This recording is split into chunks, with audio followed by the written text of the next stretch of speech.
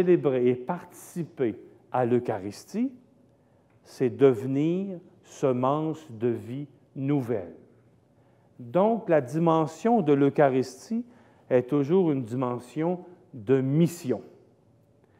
Ça veut dire que quand la messe est finie, ça ne s'arrête pas là. Nous partons en mission.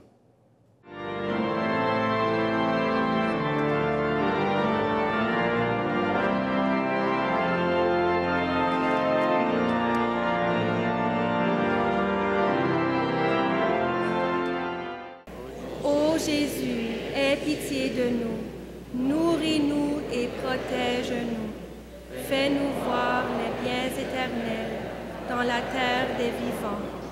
Tous les chrétiens, hélas, ne viennent pas toujours s'abreuver comme ils le devraient, se nourrir comme ils le devraient, au corps et au sang du Christ. Mais c'est pourquoi nous devons témoigner de cela. Et c'est le sens de cette procession que nous allons faire, en promenant le corps et le sang du Christ dans les rues de Montréal, pour témoigner de notre foi en ce mystère, de la présence mystérieuse, bien sûr, mais réelle de Dieu parmi nous.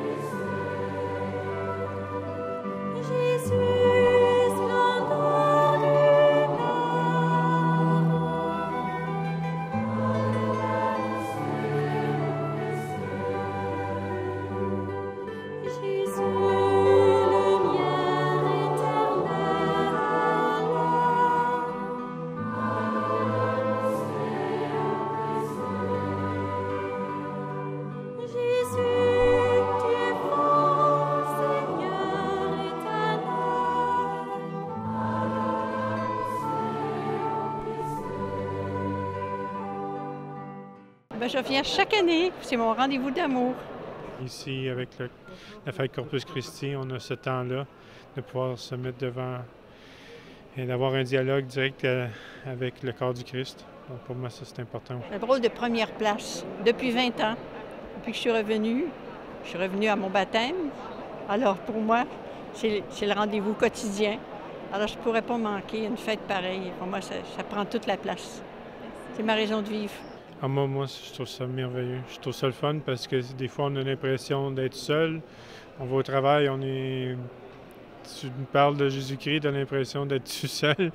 Finalement, tu vas à ton église, il y a quelques personnes, mais quand on arrive ici dans un événement du diocèse, puis que c'est rempli, ça donne de sentir qu'on n'est pas seul. Rendez-vous l'an prochain pour une autre procession de la fête Dieu. Bonne soirée.